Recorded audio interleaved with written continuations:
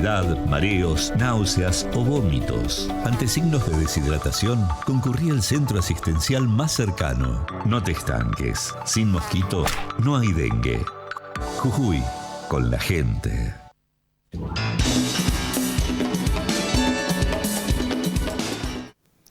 Segunda parte de punto de vista y vamos a ingresar en el tema del día. Hoy se cumplen 6 meses de que el presidente Javier Milei asumiera el mando, ¿no?, del gobierno nacional.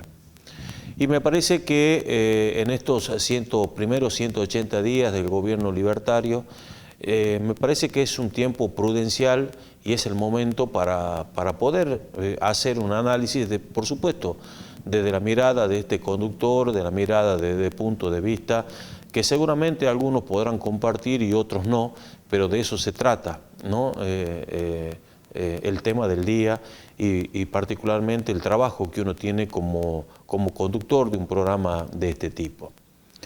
Digo 6 meses donde lo que están marcando las encuestas, la aceptación o el acompañamiento fuerte, dicen que de un 40% de los argentinos respecto al gobierno de Javier Milei sigue fuerte, sigue firme, pero que también hay una nueva grieta en la Argentina, ¿no?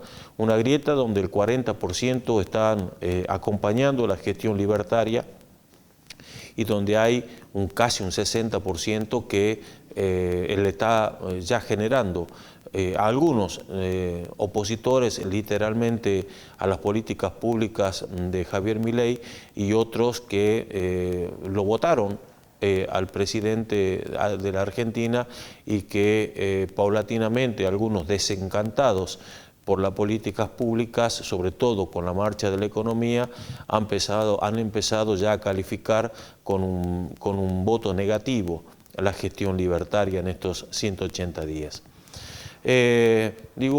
Haciendo esta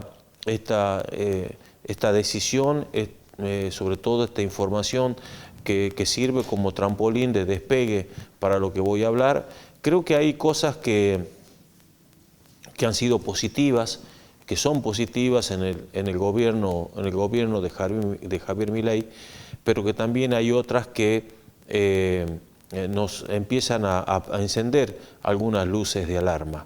Todos sabemos que el presidente de la República se ha presentado como un economista de fuste, alguien que recorría el mundo dando conferencias y que, bueno, por los destinos de la vida, de la política y fundamentalmente de la realidad de los argentinos, hizo que la mayoría lo votaran y que hoy gobierne la Argentina.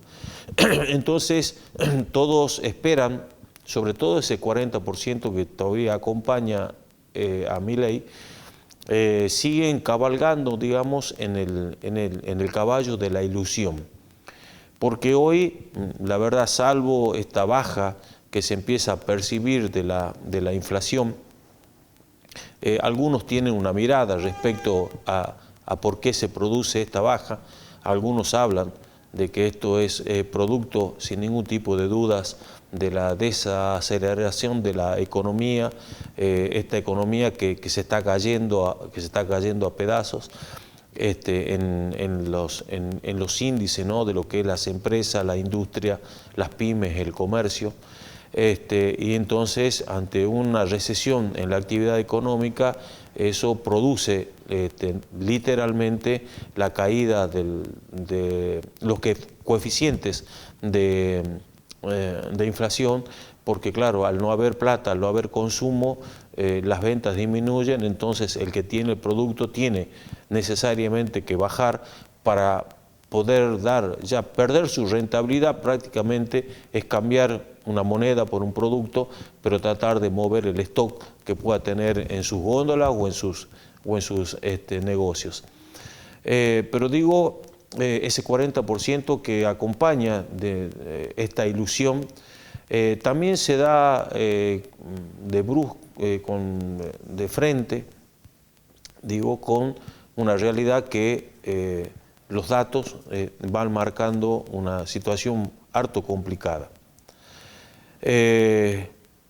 La Universidad Católica Argentina, bueno, el día jueves se va a conocer los datos de inflación y de pobreza del INDEC, pero ya la Universidad Católica Argentina ha adelantado un informe donde se ha conocido en las últimas horas, donde el 55% de los argentinos hoy están en la línea de pobreza.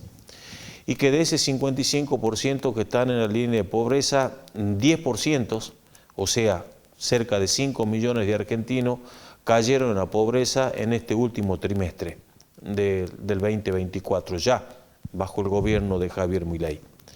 También marca en el déficit del gobierno libertario, esto que ha golpeado fuerte, ¿no?, en las últimas horas, cuando se ha conocido a través después de una investigación periodística. Yo les digo a ustedes, ¿no?, no se coman todos los amagues. Cuando se conoció que había 5 millones de kilos de alimentos guardados en depósitos en Villa Martelli y en Tafí Viejo, en Tucumán, no fue porque el gobierno alegremente dijo, che, tenemos 5 millones de kilos de alimentos, ¿qué hacemos? No, fue una investigación periodística que saltó a la luz, que abrió el debate, y que en la primera respuesta del gobierno a través de su vocero presidencial, Manuel Adorni, dijo que era mentira, que no había esa cantidad de alimentos. Es más, el propio ministro del Interior, en aquel momento Franco, hoy jefe de gabinete, en una exposición en el Congreso de la Nación, dijo que habían recibido con los depósitos absolutamente vacíos. En esa primera respuesta donde quedaron marcados por el error y por la mentira, después esa propia investigación periodística hablaba de que había muchos alimentos que estaban a punto de vencerse. En eso se hablaba de leche en polvo. Otra vez el gobierno, falto de reflejo, a través de Adorni, dice es mentira, no existe, y después terminan reconociendo de que los depósitos estaban llenos de alimentos, que había 5 millones de kilos de alimentos guardados en los depósitos en Villa Martelli y en Tafí Viejo, que muchos de esos productos ya tenían una fecha de vencimiento próximo. Por ejemplo, la leche en polvo, que se vence ahora en julio, y entonces quedaron entrampados en la mentira y no le quedó otra que tener que hacer, ¿no?, toda una puesta en escena diciendo que esta era responsabilidad del kirchnerismo. Muchachos, el kirchnerismo hace 6 meses que se fue. Y entonces marcan claramente que hay, ¿no?, una inutilidad de muchos funcionarios. Cuando yo hablo de esto no estoy calificando, sino que digo inútil, dice la Real Academia Española, inútil es poco útil para algo. Y entonces, si no son poco útiles y son inútiles para repartir mercadería, eso es, ¿no?, lo que significa la palabra. Entonces se produce esto, el camiones del ejército saliendo a repartir a los ponchazos mercadería a diestra y siniestra. Bueno, no importa. ¿Sabe qué es lo importante? Es que esa mercadería le llegue a la gente que hoy está pasando mal. Que le llegue a esos niños, a esos 6 de cada 10 niños que están bajo la línea de pobreza, que le llegue a los comedores parroquiales, barriales, a donde sea, que esta mercadería sea repartida para que ese 55% de argentinos que están bajo la línea de pobreza tengan la posibilidad de tener un alimento, una ayuda de parte del Estado. Esa mentira ya quedó absolutamente desmitificado, quedó el gobierno libertario, sobre todo el Ministerio de Capital Humano, quedó absolutamente marcado por la incapacidad de gestión. Y 42 funcionarios, desde que asumió Milei, sobre todo en las últimas horas, después del escándalo de los alimentos, se han ido del gobierno. 42 funcionarios, de todos los niveles, desde el jefe de gabinete, Nicolás Pose, hasta ministros de infraestructura, que a los pocos días se fueron, secretarios, directores, 42 funcionarios se fueron, mostrando claramente, y lamento no haberme equivocado cuando dije que no había un equipo de trabajo, que este no era un proyecto político y que eran un grupo de aventureros que no tenían experiencia para gobernar, que no tenían experiencia en el Estado. Bueno, está pasando lo que está pasando. Pero yo quiero compartir con vos esta noche una primera parte de cómo nos ven fuera del país, porque es lo que a mí me gusta traer, porque si traigo alguna apreciación, algún informe periodístico de algún canal o de algún noticiero o de algún periodista argentino, muchos dirán, bueno, sí, pero piensa así, piensa así. Entonces siempre trato de traerle a la audiencia y compartir con ustedes informes de la prensa internacional, cómo nos ven, cómo han tratado el caso que está ocurriendo en la Argentina con esta explosión, ¿no? De incapacidad de gestión, cuando habiendo alimentos y la gente muriéndose de hambre, no tuvieron siquiera la capacidad de entregarlo. Yo tengo una opinión. Yo creo que además de incapaces son crueles, ya lo dije acá. Son crueles, donde no les duele el dolor ajeno, donde no les importa a la gente que está sufriendo, y eso es crueldad, además de incapacidad. Pero bueno, esta es una opinión personal, cada uno que piense lo que quiere. Pero sí te invito a que compartamos, son unos minutos nada más, de este informe de la prensa internacional respecto a la situación que te estaba contando. Dale. Más de la mitad de la población son pobres actualmente. Según una encuesta de la Universidad Católica, la tasa de pobreza ascendió a 55,5% de la población en el primer trimestre. Son 10 puntos más que en el tercer trimestre de 2023. Quienes ingresaron en la franja más vulnerable no pueden acceder a alimentos básicos. La inseguridad alimentaria afecta al 20% de los hogares. Voluntarios de la ONG Amigos en el Camino se preparan para ayudar una noche más en Buenos Aires.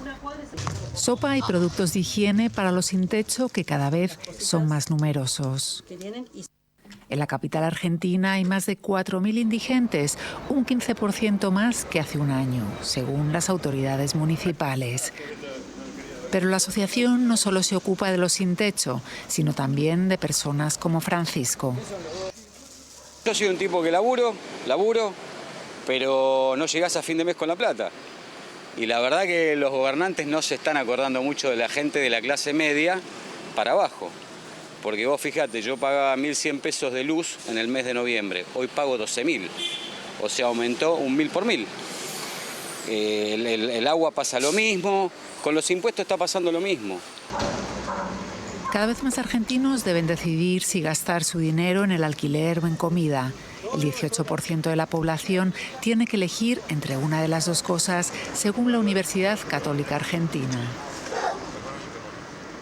La gente es muy variada. Viene gente del barrio que necesita tomarse algo, merendar. También viene gente que pasa con un vehículo, un taxista que para también, porque nos comenta que antes podía y ahora no puede gastar dinero en eso.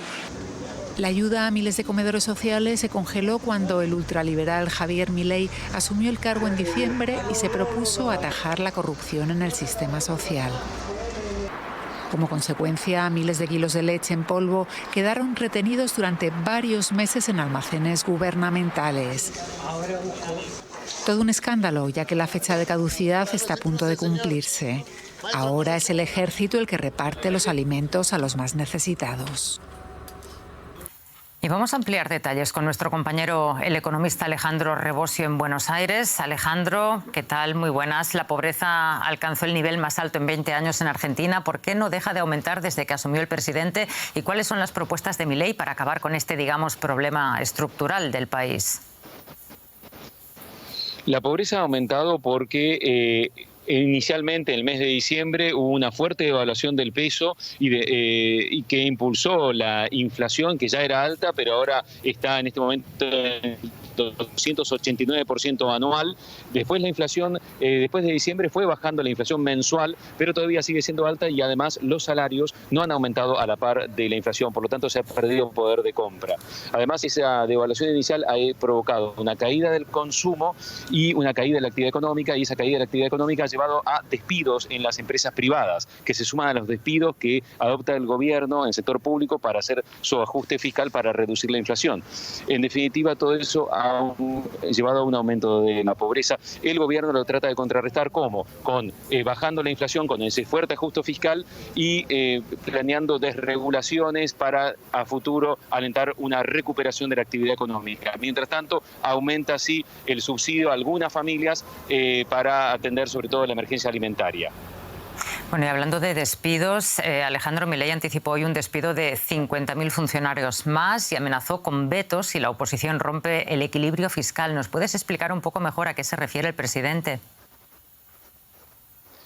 Así es, en el Latin Economic Forum, ante empresarios argentinos, lo que prometió es que no va a cejar en su objetivo de lograr el déficit fiscal cero, que ha logrado en los primeros meses de gobierno y que quiere continuar manteniendo. Para eso va a profundizar los despidos de empleados públicos, ya despidió a 25.000, dijo hoy, y va a despedir a otros 50.000, y también va a mantener la paralizada la obra pública y va a vetar todo tipo de leyes que ha pactado la oposición, los distintos partidos de la oposición. Por ejemplo, ayer la Cámara de Diputados aprobó un aumento de las jubilaciones que ahora debe tratarse en el Senado, y si llega a convertirse en ley, bueno, Milei prometió vetarlo. También planea vetar otros intentos de diputados opositores, por ejemplo, para aumentar el presupuesto de las universidades públicas o aumentar el salario de los maestros en las escuelas primaria y secundaria.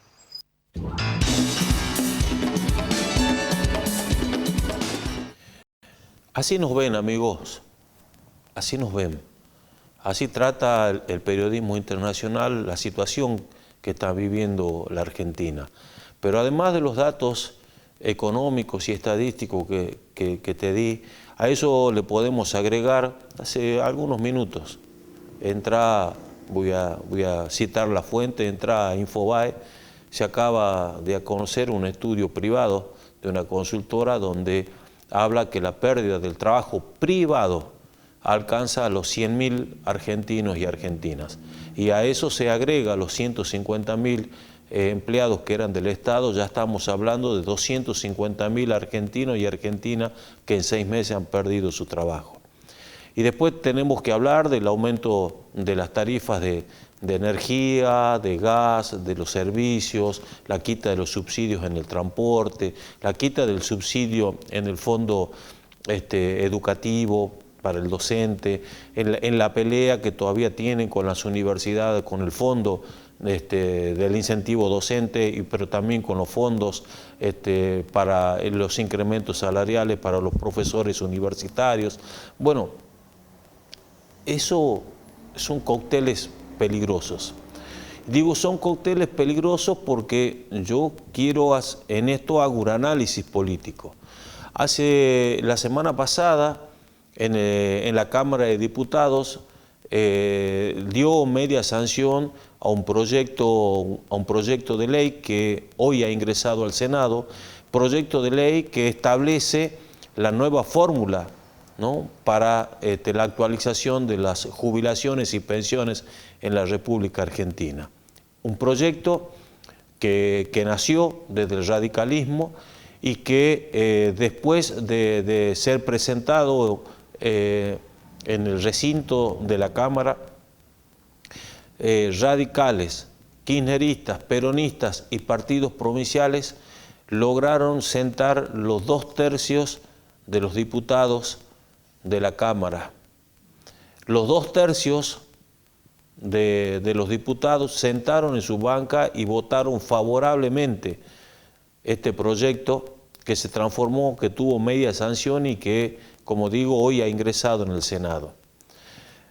Pero yo quiero contarte que ese número clave de los 2/3 no es solamente 2/3 para aprobar un proyecto de ley, sino que los 2/3 en la Cámara también sirven para una insistencia de un proyecto. Bueno, Milei dijo que va a vetar este proyecto de ley de la nueva fórmula para la actualización jubilatoria, pero entonces ya los diputados le mostraron que se consiguen los 2 tercios para votar, tienen 2 tercios para insistir, y cuando yo hablo de 2 tercios, no soy alarmista, te estoy haciendo un análisis parlamentario. Cuando yo hablo de los 2 tercios, también se necesitan 2 tercios para el juicio político a un presidente. Ojo al piojo. Lectura política. No digo que vaya a ocurrir, digo que la oposición, cuando se juntó para un tema que los unía más allá de las diferencias ideológicas, tuvieron los 2 tercios para votar una ley, pueden tener los 2 tercios para insistir un veto, pero también pueden tener los 2 tercios para iniciar un juicio político, por ejemplo, a un presidente de la República. Es una señal política que el Congreso le ha emitido al presidente libertario. Dependerá de él analizar, aceptar, respetar, porque ya no alcanza con las bravuconadas, ya no alcanza con los insultos. Ahora hay que pensar fuertemente y firmemente, porque del otro lado, los opositores, no hablo de los dialoguistas, sino los opositores más fuertes, que los tienen en la bancada radical, que lo tienen en los kirchneristas sin duda, que lo tienen en el peronismo republicano, se juntaron, tuvieron los 2 tercios y es un mensaje político a la Casa de Gobierno. Cuidado, ojo, vamos a respetar la voluntad popular, pero que a nadie se le escape la tortuga. Y cuando yo hablo de esto y dije, ya es una motosierra sin nafta porque parecería que ya no funciona, pero que también con la motosierra sin nafta aparece la mano en la lata. En una investigación también periodística se conoció, y te lo voy a tratar de resumir y de detallar. Existe en el mundo algo que se llama la Organización de Estados Iberoamericanos. Es una organización que tiene distintos programas de ayudas para firmar convenios con países de iberoamericanos. Bueno, esta Organización de Estados Iberoamericanos firmó un convenio con la República Argentina a través del Ministerio de Capital Humano y bajaron un programa de capacitación supuestamente para atender los problemas de la niñez y de la adolescencia, un programa donde dispuso de 1.000 millones de pesos para la implementación de ese programa. Se firmaron los convenios, los 1.000 millones de pesos ingresaron a las cuentas del Estado y del Ministerio de Capital Humano, que, dicho sea de paso, la conduce la íntima amiga y masajista del presidente Sandra Petovelo. Creo que es el único currículum que tiene, ser amiga y haber sido la masajista y la contenedora psicológica y anímica del presidente. No se conoce que haya tenido otra experiencia, pero bueno, esto pasa en la Argentina. Pero bueno, estos 1.000 millones de pesos ingresaron y entonces, ¿qué es lo que hicieron los muchachos? Estos muchachos que vinieron a marcar, a destrozar, a destruir la corrupción, según las palabras del propio presidente y también de todos los que los acompañan. Hubo un funcionario libertario, Federico Fernández, Fefe le dicen, que dijo, a ver, ¿cómo hacemos para que nos quede un vuelto de estos 1.000 millones de pesos? Aparentemente esto se está investigando en la justicia. Entonces no encontró mejor idea, como es un tipo de la noche que tiene amigos yupi, este señor, aparentemente este funcionario libertario, juega al rugby o tiene relación con un equipo de rugby que es La Salle. Y entonces de ese grupo de amigos, todos muy bien económicamente, encontró 18 para que le prestaran facturas. Entonces se presentaba Juancito Pérez y presentaba una factura por una capacitación de 2 millones de pesos.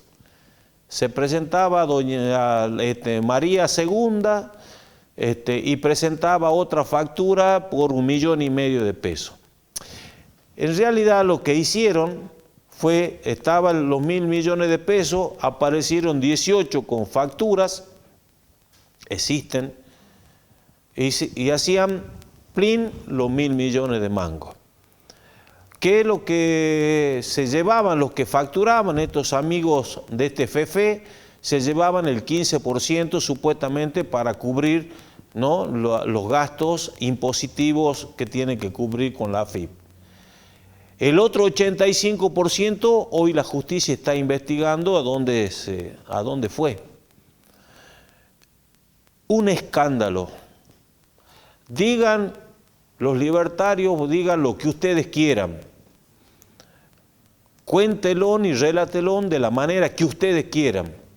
Esto acá y en la China se llama corrupción. Y ustedes vinieron para terminar supuestamente con la corrupción. Y apenas tuvieron la oportunidad y vieron un programa con 1.000 millones de mangos, aparecieron 18 amigos con factura, hicieron fluc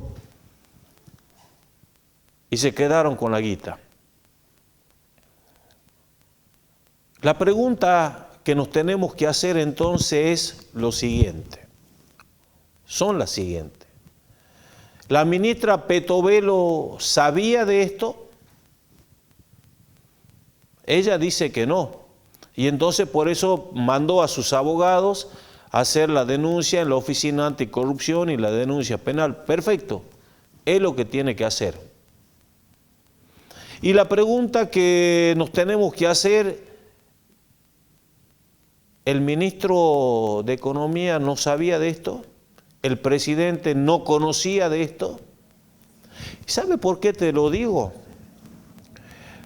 Porque hay un caso paradigmático, hay un juicio paradigmático en la Argentina, donde la ex presidenta de la República Argentina, la doctora Fernández de Kirchner, fue condenada por corrupción en la obra pública en Santa Cruz particularmente. Y entonces la justicia en ese juicio dijo que la señora doctora Cristina Fernández de Kirchner no podía desconocer como presidente y como cabeza de la organización gubernamental, no podía desconocer porque es la máxima responsable de la Administración Pública Nacional.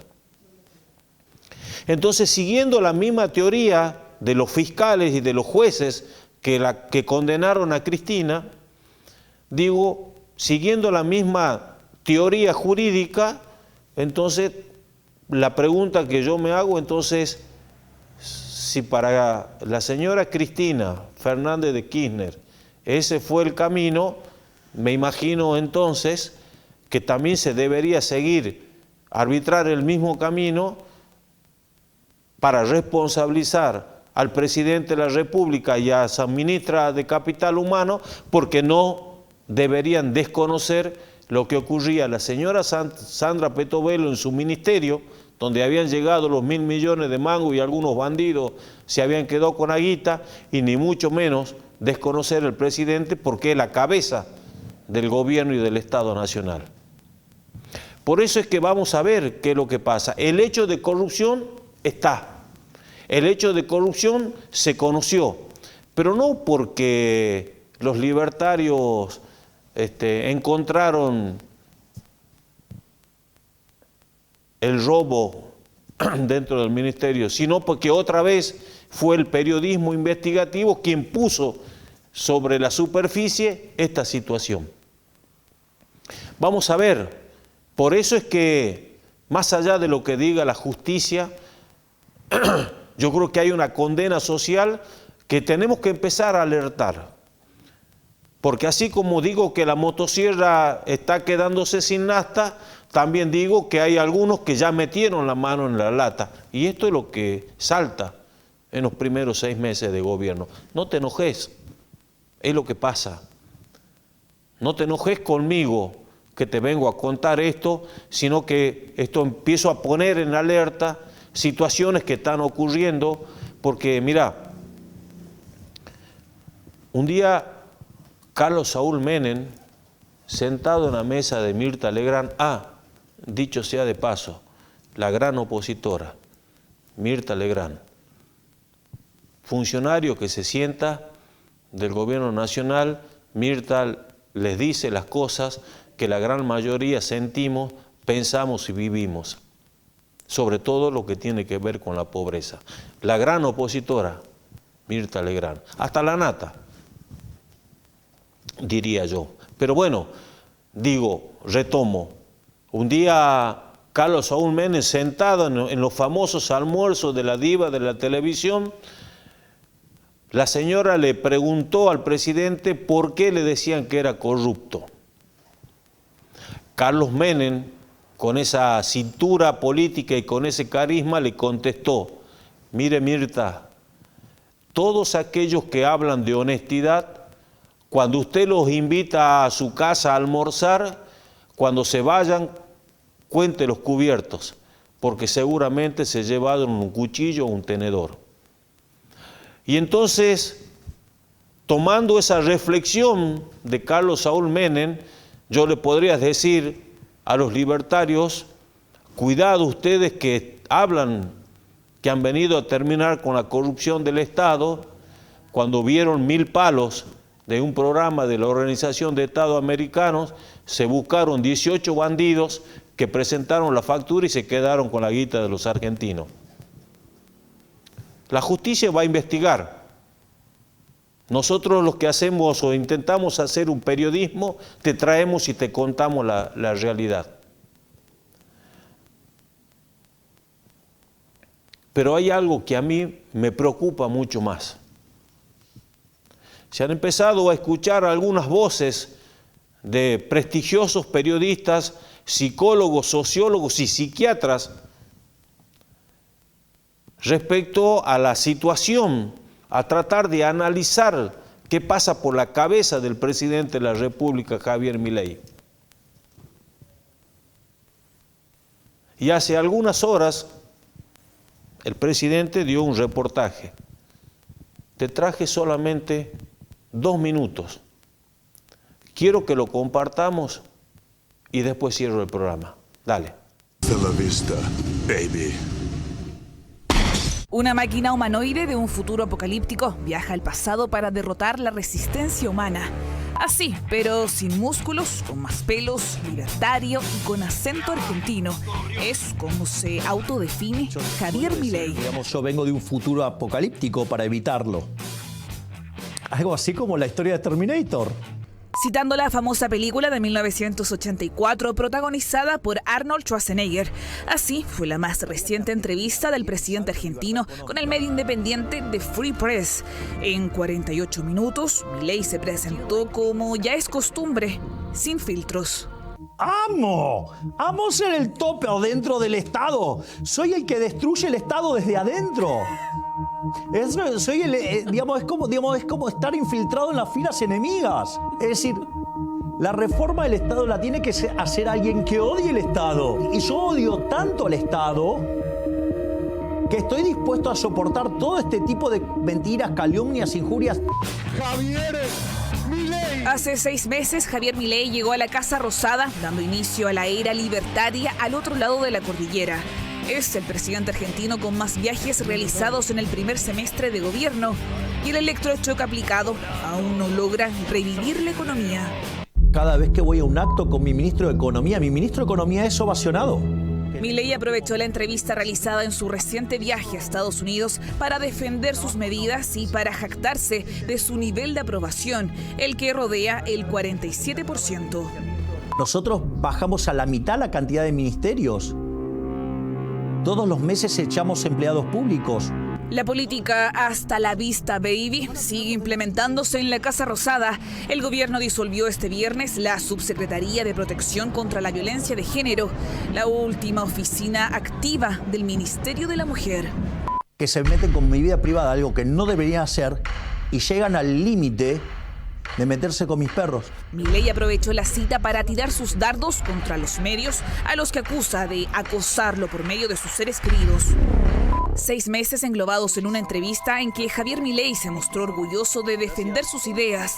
Eso sí, no sabemos si el mandatario sabe de las paradojas temporales en las que, igual que Terminator, puede ser el gestor de ese futuro apocalíptico que pretende salvar.